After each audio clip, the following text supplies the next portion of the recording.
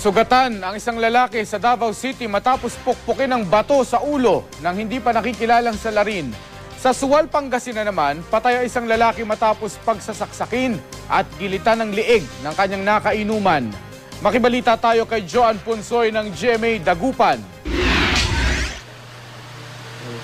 Duguan at nakahandusay na sa kalsada ng datna ng kanyang mga kaanak ang lalaking ito na ginilitan daw ng kanyang nakainuman sa Sual, Pangasinan. Ayon sa pulisya, inutusan ng biktima ang sospek na bumili ng alak kagabi nang maubusan sila ng maiinom. Natagalan daw sa pagbalik ang sospek kaya sinundan siya ng biktima. Nang kumprontahin, napikon daw ang sospek hanggang sa pinagsasaksak niya ang biktima.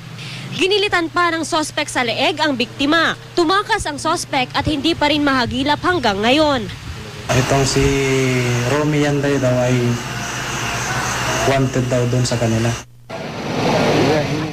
Dahil din daw sa kalasingan, sugatan ng isang lalaki sa Davao City matapos pukpukin ng bato sa ulo ng isa niyang nakainuman kagabi. Hindi raw nakilala ng biktima kung sino ang pumukpok sa kanya, pero posibleng ginantihan daw siya ng mga nakaaway bago ang inuman. Nagpapagaling pa rin sa ospital ang biktima. Joan Punsoy, Nagbabalita, Pilipinas.